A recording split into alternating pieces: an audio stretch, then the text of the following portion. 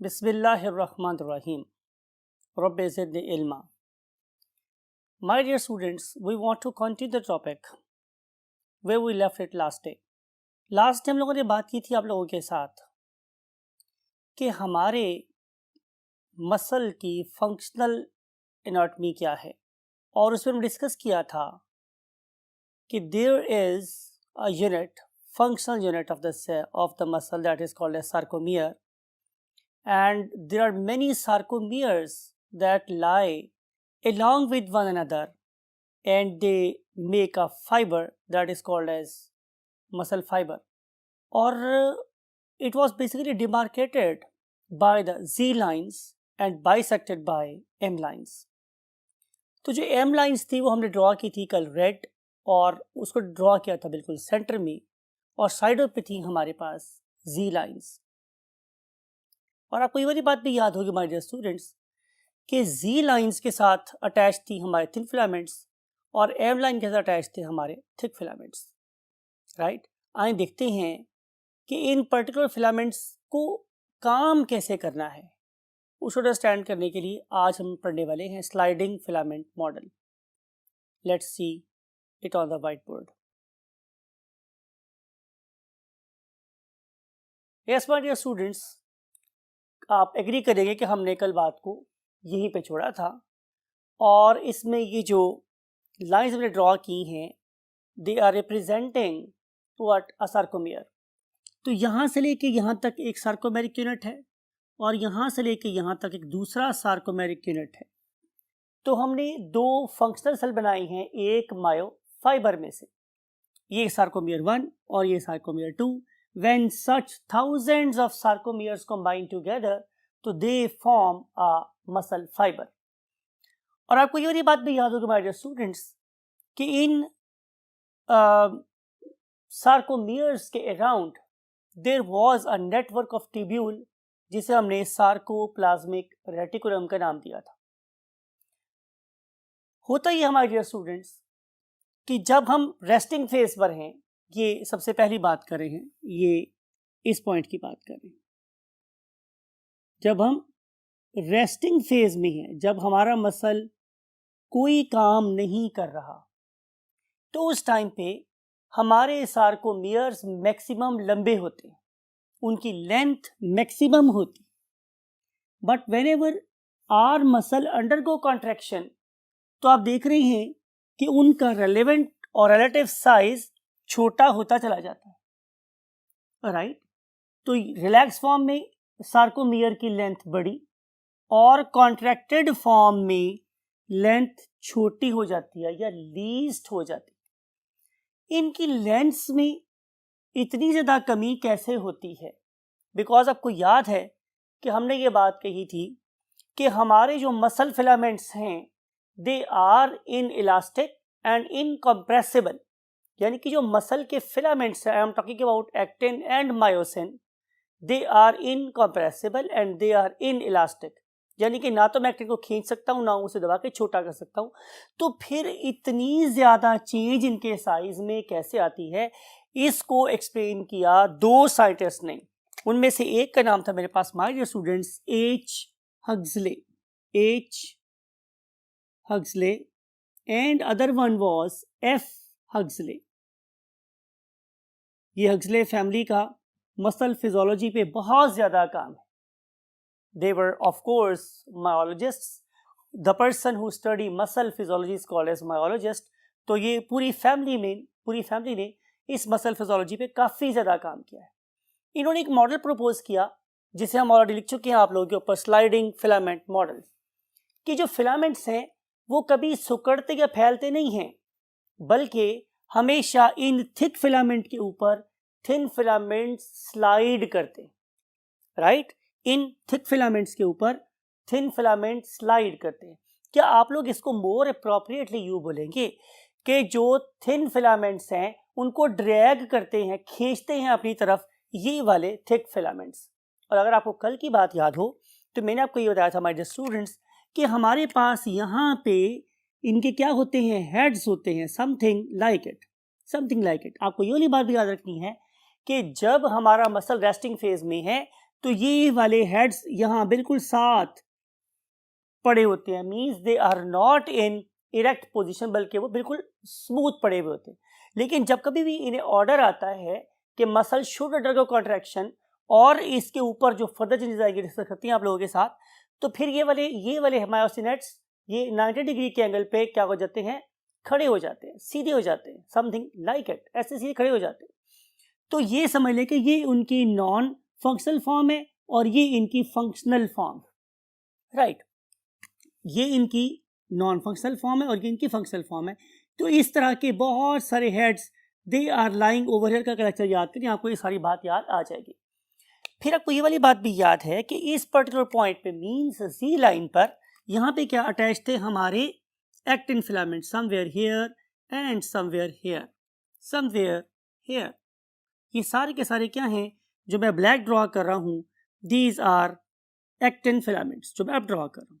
These are thin and they are passing through what the Z lines, ये Z line में से गुजरे हुए होगा माय डियर स्टूडेंट्स। ये कि जब मसल अंडर कॉन्ट्रैक्शन में जाएगा तो ये वाले थिन फिलामेंट्स इस थिक फिलामेंट के ऊपर स्लाइड करते हुए उसकी तरफ मूव करेंगे। जैसे मैंने अभी बोला कि ये वाले हेड्स इन थिन फिलामेंट को अपनी तरफ खींचेंगे, ज़ाहिर जब अपनी तरफ खींचेंगे तो उसके रिजल्ट में क्या होगा, आपको याद होगा कल की स्टेटमेंट कि हम लोगों ने नाम दिया था कि यहाँ पे एक बैंड है, यहाँ पे अलोंग द एम लाइन, और हम लोगों ने इसे नाम क्या दिया था, आपको याद है हमने नाम दिया था इसको आई बैंड, आई बैंड, क्योंकि यहाँ पे रोशनी तमाम डायरेक्शन से आने के बावजूद या डिफरेंट डायरेक्शन से आने के बावजूद अपनी इंटेंसिटी में चेंज नहीं लाती थी। लेकिन एक मेरे पास ये वाला बैंड था, आपको याद होगा कि जहाँ पे एक्टिन और मायोसिन फिलामेंट ओवरलैप करते थे, ठीक है। एक्टिन और मायोसिन फिलामेंट क्या करते हैं, ओवरलैप करते हैं। आपको याद होगा कि हम लोगों ने इस पर्टिकुलर बैंड को जो यहाँ से स्टार्ट हुआ था और ये यहाँ तक गया था, हमने उसको नाम दिया था क्या, ए बैंड। और इसको ए बैंड कहने की लॉजिक ये थी कि जब रोशनी रिलेटिवली इनके आगे पीछे से गुजरती है तो अपनी इंटेंसिटी को चेंज करती है, लिहाजा हमने इसको नाम दिया था एन आइसोट्रोपिक बैंड। और इसके अंदर प्रेजेंट था बिल्कुल सेंटर में एक और रोशन सा बैंड, और इस रोशन से बैंड का जोन मेरे पास कौन सा था, ये वाला, this one. It is basically bisecting the A band और इस पर्टिकुलर जोन का नाम था H zone, H zone. Whenever muscle undergo contraction and these filaments slide pass over each other, तो डेफिनेटली क्या होगा माय डियर स्टूडेंट्स, आपको नजर आ रहा है कि इस वाले केस में ये सारे के सारे जो बैंड्स हैं वो मैक्सिमम लेंथ पर है, लेकिन जो सबसे छोटा बैंड है वो ये वाला जोन का है। मींस ये वाला जोन, ये जोन जहाँ पे एक्टिन और मायोसिन फिलामेंट्स ओवरलैप कर रहे हैं, वो वाला जोन सबसे छोटा है, मीन ए जोन। लेकिन जब ये वाला मसल और ज़्यादा करीब आया तो डेफिनेटली मेरी A band means anisotropic zone की जो थिकनेस है देखिए वो बढ़ गई है, और यहाँ पे आप लोगों को ये वाली थिकनेस मैक्सिमम नज़र आती है। Look at this, look at this, अब यहाँ पे मैक्सिमम हो गई, यानी कि ये बिल्कुल दूसरे के साथ आके मिल गए हैं। इस वाले केस में you can not find any I band or any sort of what H band, आपको कोई एच जोन नज़र नहीं आ रहा, एच बैंड नज़र नहीं आ रहा, और आप लोगों को सिमिलरली आई बैंड नज़र नहीं आ रहा। रीज़न इसकी ये है कि ये वाली actin filaments opposite Z line से बिल्कुल टकरा गई।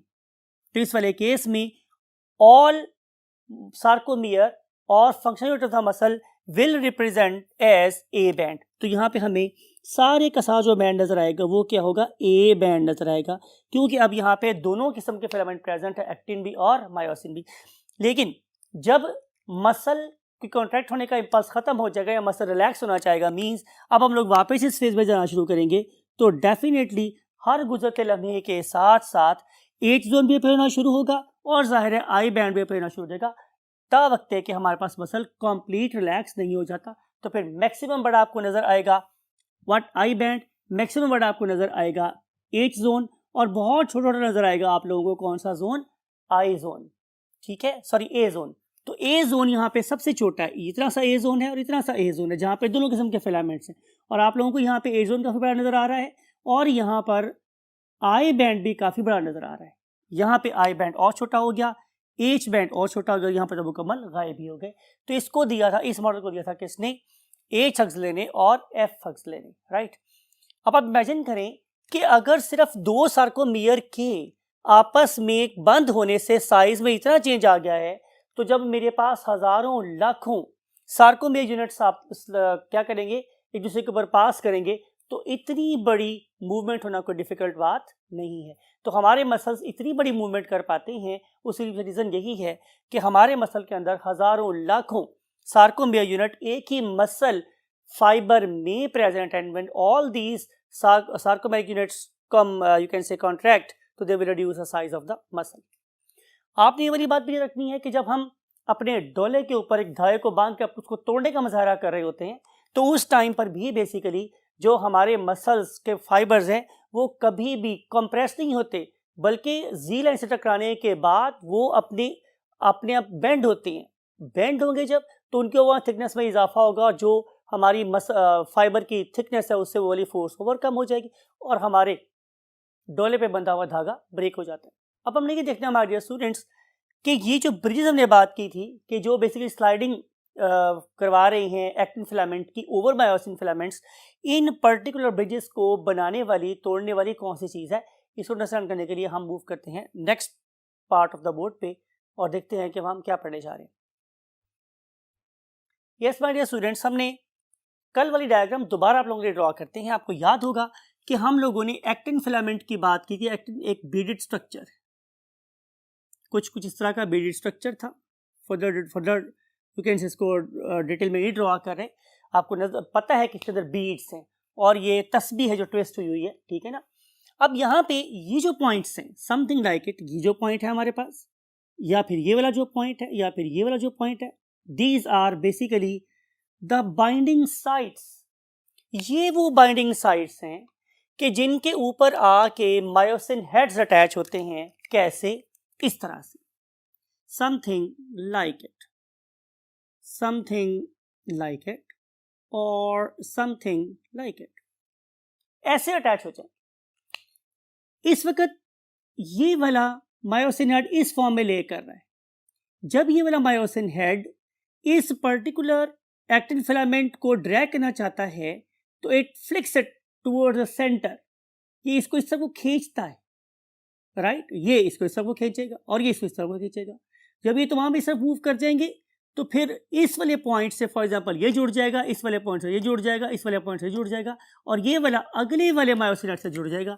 तो इस तरीके से हमारे पास जो मायोसिन हेड्स का नंबर है वो बढ़ता चला जाता है, जो कि एक्टिव साइट से अटैच था।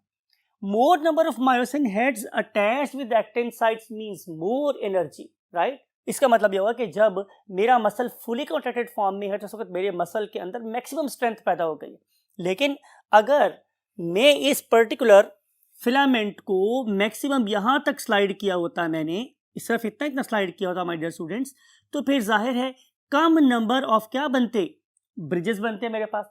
तो जितनी मेरे मसल की लेंथ ज़्यादा है उतनी उसमें स्ट्रेंथ कम है, राइट। जितनी लेंथ ज्यादा उतनी स्ट्रेंथ कम है, बिकॉज कि इस वाले केस में उसको रोकने वाली चीज मींस क्रॉस ब्रिजेस वो कम बने हुए हैं। अगर मैं इसको और बंद कर दूंगा तो फिर और ज्यादा क्या बन जाएंगे, क्रॉस ब्रिजेस बन जाएंगे।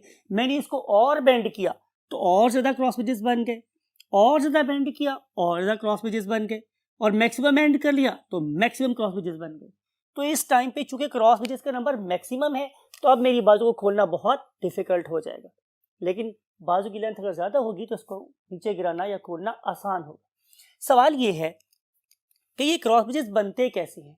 तो आंसर इज बाय, कल का लेक्चर याद करें, अगेन हर लेक्चर बड़ा इंपॉर्टेंट होता है, आप इसको याद करें। मैंने क्या बोला था कि मेरी इस एक्टिन के अंदर 3 किस्म की प्रोटीन है, एक एक्टिन खुद, एक ट्रोपोनिन और एक ट्रोपोमायोसिन। मैंने आपको बोला था कि जो ट्रोपोनिन है it is very very important protein because it can carry out a conformational change in the structure of active sites. ठीक है, मैंने आपको एग्जांपल दी थी कि अगर ये एक्टिव साइट है तो उसके ऊपर एक कैप लगा हुआ है, it is something like it. तो ड्रॉ करके देखते हैं आप लोगों के लिए कि ये मेरे पास क्या है माय डियर स्टूडेंट्स, ये वही actin protein, it is something like it. ये एक्टिन प्रोटीन है ये वाली, और इसके ऊपर ये कैप है। and say this very cap is covering active site. ये एक्टिव साइट को ब्लॉक की होगी, राइट। अब इसकी मैंने आपको बोला था कि 3 क्या है पॉलीपेप्टाइड्स हैं। एक पॉलीपेप्टाइड अटैच होती है ट्रोपोमायोसिन के साथ और एक अटैच होती है एक्टिन के साथ। जो तीसरी हमारे पास साइट है उसके साथ आके बाइंड हो सकता है calcium, that is somewhere here. यहाँ पे एक प्रोटीन होती है, ये क्या साथ आके बाइंड हो सकता है Ca+2, ये यहाँ के बाइंड हो सकता है। जब ये बाइंड होगा तो ये ट्रोपोमायोसिन यहाँ से हट जाएगी। इसके हटने के बाद मेरे पास क्या होगा माय डियर स्टूडेंट्स, कि यहाँ पे ये साइट एक्सपोज होगी। उस एक्सपोज साइट के ऊपर आपने बात को गौर से देखना है, उस एक्सपोज साइट के ऊपर जो चार्ज है, इलेक्ट्रिकल चार्ज, वो मायोसिन हेड्स के ऑपोजिट है, राइट। तो जो ही हमारे पास क्या होगा माय डियर स्टूडेंट्स, ये साइट एक्सपोज होगी, मायोसिन हेड फौरन जाके उससे कनेक्ट हो जाएंगे, समथिंग लाइक इट। इसका मतलब ये होगा कि मायोसिन हेड का यहाँ पे अटैच होना एक पैसिव प्रोसेस है, एक इलेक्ट्रिकल प्रोसेस है। It never demands a chemical energy, it demands electrical energy. लेकिन जब मैं इस पर्टिकुलर बॉन्ड को ब्रेक करके दोबारा अटैच करना चाहता हूं तो उस वक्त मुझे एटीपी चाहिए, राइट। तो एटीपी बेसिकली क्रॉस ब्रिज को ब्रेक करने में इस्तेमाल होती है, और उस टाइम पे एटीपी एक एंजाइम के थ्रू हमारे पास आता है जिसका नाम होता है एटीपी हाइड्रोलेज। वो जो एटीपी हाइड्रोलेज एंजाइम है वो आके यहाँ पे एनर्जी रिलीज करता है, वो एनर्जी यूज करता है ये वाला cross bridge to break its relation or connection with the active site। अगली दफा स्लाइड होने के बाद दोबारा से फिर सारा प्रोसेस रिपीट होगा और ये वाला क्रॉस ब्रिज बनेगा पैसिवली और इसको ब्रेक करेगी एटीपी। सवाल ये है एटीपी कहाँ से आती है? आप पढ़े लिखे बच्चे हैं, आपने ग्रेड 11 पढ़ लिया है, तो आपको पता है कि एटीपी प्रोवाइड करने के लिए आप लोगों के पास एक प्रोसेस हुआ था ग्लाइकोलाइसिस, फिर आपने पढ़ा था इसमें क्रेब्स साइकिल, और फिर आप लोगों ने पढ़ी थी इलेक्ट्रॉन ट्रांसपोर्ट चेन। तो ये वो जगह हैं कि जहां से मींस ब्रेकडाउन ग्लूकोज एक सोर्स है। फिर हमने कहा आपको ये वाली बात भी बताई थी, आपको याद होगा कि हमारे इन पर्टिकुलर मसल सेल्स में ये एबिलिटी भी होती है कि वो ग्लाइकोजन को स्टोर कर सकते हैं। तो ग्लाइकोजन भी हाइड्रोलाइज हो सकता है to make glucose, and glucose will be oxidized through glycolysis, Krebs cycle, electron transport chain to provide us ATP। अगला जो हमारा टॉपिक है माय डियर स्टूडेंट्स, इसके बारे में है controlling the muscles your actin myosin bond by calcium ions. किसी हद तक हमने इस टॉपिक को ऊपर डिस्कस भी किया, थोड़ा सा मजीद एक्सप्लेन कर देते हैं। करते कि हमारे स्टूडेंट्स आप लोगों के डायग्राम बनाते हैं, उस डायग्राम में आपको शो करते हैं कि एक मसल है, this is a muscle, right. और इस पर्टिकुलर मसल के ऊपर आके अटैच होती है एक nerve, that is definitely a motor nerve. ये एक मोटर नर्व है, और जो जंक्शन बनता है between motor nerve and muscle, इसे हम नाम देते हैं neuro muscular junction. Neuro muscular junction, right. इस न्यूरो मस्कुलर जंक्शन से क्या रिलीज होता है? एक न्यूरोट्रांसमीटर। आपने इस एनिमेशन को गौर से देखना है हमारे स्टूडेंट्स, ये वाला टॉपिक हम आपको किसी एनिमेशन के थ्रू समझाना चाह रहे हैं कि ये हमारे पास एक मोटर नर्व है that is going to excite our muscle. इस नर्व से रिलीज होगा एक न्यूरोट्रांसमीटर, और वो जो जाके हमारे मसल की मेम्ब्रेन को क्या करेगा? डीपोलराइज करेगा, और डीपोलराइज करने के बाद इस पर्टिकुलर मसल के अंदर जो कैल्शियम स्टोर्ड है वो रिलीज होना शुरू हो जाएगा। ये वाला कैल्शियम हमारे मसल में कहाँ स्टोर होता है? आपको याद होगा हमने बोला था कि muscle consist of muscle fibre. तो उस particular muscle fibre mean muscle cell के अराउंड प्रेजेंट था एक सार्कोप्लाज्मिक रेटिकुलम। इस सार्कोप्लाज्मिक रेटिकुलम के हमारे पास 3 हिस्से हैं, उनमें से पहले हिस्से का नाम मेरे पास क्या है? जाहिर है सार्कोप्लाज्मिक रेटिकुलम। लेकिन अगर आप इन सार्कोप्लाज्मिक रेटिकुलम के दोनों मार्जिनल एरियाज को देखें, means very close to Z line, तो आपको नजर आएगा यहाँ पे थोड़े से उभार हैं, प्रोट्रूजन्स हैं। इन उभार या प्रोट्रूजन्स को हम कहें तो हम नाम दे सकते हैं कि दीज आर बेसिकली कैल्शियम सैक्स। इन अंदर कैल्शियम स्टोर होता है, और इन पर्टिकुलर रिजर्वायर्स में से कैल्शियम फिर निकल के जा सकता है कहाँ, towards the Z line, Z line में चला जाएगा। और जो जी लाइंस हैं उसके अंदर तक एक ट्यूब जा रही है, उसका नाम होता है मेरे पास का टी ट्यूब्यूल। और उस पर्टिकुलर टी ट्यूब्यूल के साथ साथ बहता हुआ कैल्शियम मूव कर जाता है सार्कोप्लाज्मा के अंदर। और सार्कोप्लाज्मा में पहुंचने के बाद ये वाला कैल्शियम किससे बाइंड हो गया, जाकर ट्रोपोनिन से। जो ही ट्रोपोनिन से बाइंड हुआ, लुक एट दिस एनिमेशन, आपको दोबारा से कंसंट्रेट करवा रहा हूं मैं, क्या आपने देखा कि ट्रोपोनिन के अंदर एक चेंज आई और इस पर्टिकुलर प्रोटीन ने अपने आप को डिस्प्लेस कर लिया फ्रॉम द एक्टिव साइट। अब एक्टिव साइट क्या हुई, एक्सपोज। तो जो ही एक्टिव साइट एक्सपोज हुई तो हमने क्या देखा कि ये वाले मायोसिन के हेड्स ये जाके एक्टिन के साथ बाइंड कर गए। बाइंड करने के बाद लुक एट दिस कि अब ये वाले मायोसिन हेड ये इस पर्टिकुलर जी लाइन को ड्रैग कर रहे हैं टुवर्ड्स द सेंटर और towards the M line, right. जिस टाइम पे ये वाला प्रोसेस होता है उसको मैं नाम दिया था इफेक्टिव स्ट्रोक, राइट, क्योंकि इस वजह से उसको खींचा है टुवर्ड्स इटसेल्फ। और उसके बाद नेक्स्ट फेज में क्या होगा कि यहाँ पे एटीपी हाइड्रोलेज आएगा, वो इस पर्टिकुलर ब्रिज को ब्रेक करेगा और ये वाला मायोसिन हेड एक और स्ट्रोक में चला जाएगा, उसका नाम होता है रिकवरी स्ट्रोक। रिकवरी स्ट्रोक के बाद दोबारा से कैल्शियम यहाँ से रिलीज होगा और दोबारा से कन्फर्मेशनल चेंज आएगी, एक्टिव साइड एक्सपोज होगी और दोबारा से मायोसिन हेड वहाँ से अपना लिंक डेवलप कर लेंगे, मीन क्रॉस ब्रिज बना लेंगे और एक दफ़ा फिर इफेक्टिव स्ट्रोक शुरू हो जाएगा और ये वाली जी लाइंस एम लाइन के और करीब हो जाएंगी। तो इस तरीके से कैल्शियम आयंस ट्रोपोनिन के साथ बार बार बाइंड करके क्या करवाते हैं, क्रॉस ब्रिजेस बनवाते रहते हैं और मायोसिन फिलामेंट्स को हेल्प करती हैं कि वो एक्टिन फिलामेंट को अपनी तरफ खींचे या जी लाइंस को एम लाइन के करीब ले आए। या हम एक बात और कहते हैं कि एच जोन और आई जोन को ख़त्म करके सिर्फ और सिर्फ ए जोन में कन्वर्ट कर दिया जाए। So this is basically the role of calcium. एक इंपॉर्टेंट बात और भी हमारे स्टूडेंट्स की, जब हमारे पास कैल्शियम आता है हमारे पास तो उसके रिजल्ट में जो इंपॉर्टेंट बात यह है कि या तो हमारे सारे मसल्स कॉन्ट्रैक्ट करेंगे और या फिर हमारा कोई मसल फाइबर कॉन्ट्रैक्ट नहीं करेगा। इसको हम नाम देते हैं what all or none principal.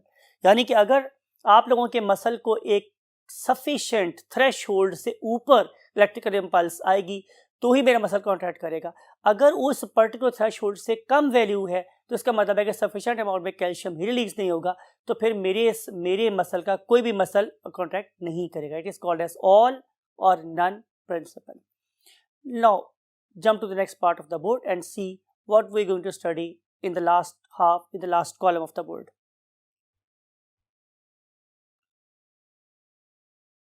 We're going to study the next topic, and next topic is energy of muscle contraction. आपको याद होगा माय डियर स्टूडेंट्स कि हमने आपसे बात की थी कि हमारे मसल्स में मायोसिन हेड का एक्टिन फिलामेंट के साथ अटैच होना एक पैसिव प्रोसेस है, it is due to opposite charges. लेकिन अगर मैं इन पर्टिकुलर बॉन्ड्स को ब्रेक करना चाहता हूं तो फिर मुझे एटीपी की ज़रूरत है।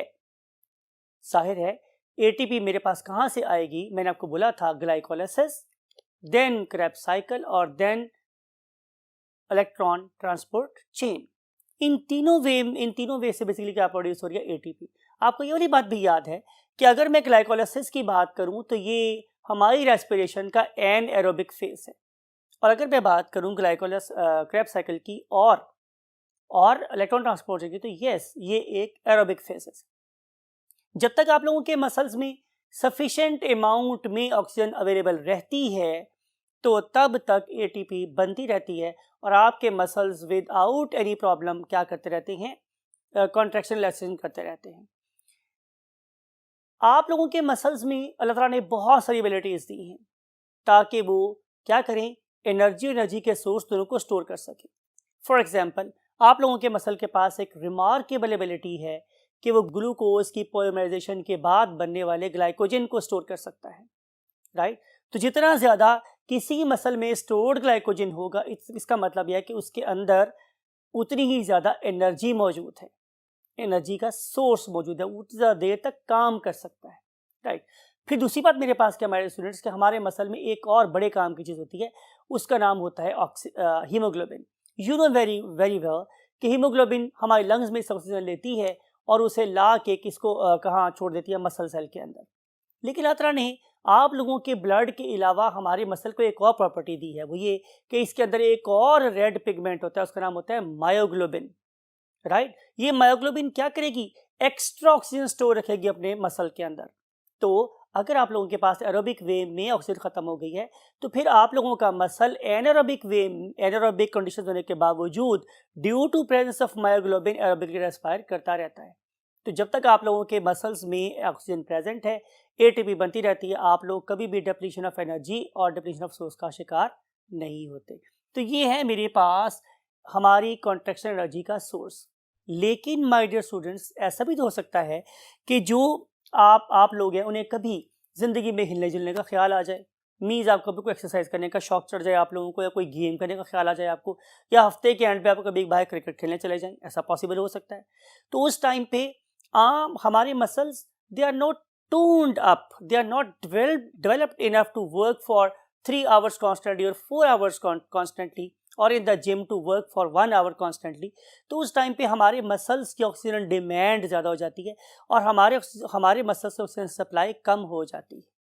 तो उस टाइम पे आप पढ़े लिखे बच्चे हैं, आपको डिस्क्राइब किया था मैं चैप्टर नंबर 13 में कि हमारे मसल ऑक्सीजन डेफिशिएंसी के शिकार हो जाते हैं और उस कंडीशन को मैं नाम दिया था क्या, oxygen debt. So whenever your muscle will face oxygen debt, तो अल्लाह ताला ने इनको एक एबिलिटी दी है क्या, कि वो एरोबिक रेस्पिरेशन को छोड़ के एन एरोबिक रेस्पिरेशन में स्विच कर जाएं, राइट। क्या ये बुरी चीज़ है? Answer is yes. कैसे बुरी चीज़ है? कि इसकी वजह से हमारे मसल के अंदर एक सब्सटेंस या बाय प्रोडक्ट प्रोड्यूस होता है और उसका नाम क्या होता है, हमारे उसमें लिखते हैं आप लोगों के लिए, लैक्टिक एसिड। ये पढ़ा है आप लोगों ने फर्मेंटेशन के अंदर कि लैक्टिक एसिड फर्मेंटेशन होती है हमारे मसल में, ये लैक्टिक एसिड प्रोड्यूस होता है। This lactic acid is basically an error signal. आपके मसल को सिग्नल आ रहा है कि जनाब अब आपके मसल की नॉर्मल काम करने की एबिलिटी खत्म हो गई है, अब आप अपने मसल को यूज़ करना छोड़ दें। अगर आप अपने मसल को यूज़ करना नहीं छोड़ेंगे तो लैक्टिक एसिड की कॉन्सेंट्रेशन बढ़ती चली जाएगी और फिर आपका मसल काम करना छोड़ देगा। आप इसे बोलते हैं कि आपका मसल फटीग हो गया या उसमें खलियां पड़ गई। इट मीन्स कि आपके मसल में खलियां पड़ने की बहुत बड़ी वजह है एक्यूमुलेशन ऑफ लैक्टिक एसिड। अब सवाल यह है कि जो लैक्टिक एसिड यहाँ बन गया है ये ख़त्म कैसे होगा? भाई एनारोबिक वे में प्रोड्यूस हुआ है तो एनारोबिक वे में ही उसकी ऑक्सीडेशन होगी, ब्रेकडाउन होगी। 1/4 जो आप लोग 1/5 जो हमारे पास क्या है लैक्टिक एसिड, ये एनारोबिक वे से ब्रेकडाउन होता है, लेकिन उसके बाद जो रिमेनिंग 4/5 है ये फिर फर्दर उसी एरोबिक वे से क्या हो रहा होता है, ब्रेकडाउन हो रहा होता है। तो कहने का मकसद मेरे पास ये, हमारे स्टूडेंट्स, कि अगर आपको खलियां पड़ गई हैं तो इसका मकसद ये नहीं है कि आप बैठ जाएं, बल्कि अगर आप उन खलियों को ब्रेक करना चाहते हैं तो increase the supply of oxygen to the tissue, because जो रिमेनिंग 4/5 है वो फिर एरोबिक वे से ही ख़त्म होने आपकी बॉडी में से। तो ज़रूरत किस बात की है कि अगर आपके मसल में खलियां पड़ गई हैं तो आप एक्सरसाइज को छोड़े नहीं बल्कि उसको कंटिन्यू करें। उसका फ़ायदा क्या होगा कि आपके मसल में मज़ीद लैक्टिक एसिड बनना शुरू हो जाएगा। उस लैक्टिक एसिड की वजह से आपके मसल में होने वाली पेन अगली दफ़ा को कम फील होगी, because your muscle become more tolerant to the lactic acid. Plus ये जो एक्यूमुलेटेड लैक्टिक एसिड है ये और इस तरीके से फ़ायदेमंद है कि ये आपके मसल के लिए एक स्टिमुलेंट है to produce more and more mitochondria in your muscles. So more lactic acid means more mitochondria and more mitochondria means more aerobic respiration and more energy, right. Plus इसके अलावा वाइडर स्टूडेंट्स, ये lactic acid एक और चीज़ का stimulant भी है और वो क्या है, मायोग्लोबिन। तो जितनी ज़्यादा आप एक्सरसाइज करेंगे उतने ही आप लोगों के मसल्स के अंदर नंबर ऑफ माइटोकॉन्ड्रिया बढ़ेंगे, आप लोगों की लैक्टिक एसिड टॉलरेंस बढ़ेगी, आप बहुत ज़्यादा देर तक काम करने के बावजूद और बहुत सा लैक्टिक एसिड मसल में जमा होने के बावजूद पेन फील नहीं करेंगे, प्लस आपकी मायोग्लोबिन बढ़ जाएगी, plus there will be a very steep gradient for the absorption of glycogen. तो जब इतने सारे फ़ायदे हैं तो फिर बैठना किस लिए, उठें और एक्सरसाइज करें। आपको बड़ी अच्छी सेहत और बड़े से मसल के साथ मैं मिलता हूँ अगले टॉपिक में, और अगले टॉपिक तक आप करें वेट। और मैं चाहूँगा आप लोगों से इजाज़त इस दुआ के साथ कि आप अपने और अपने वालिदैन का बहुत ख्याल रखें। अल्लाह हाफिज़।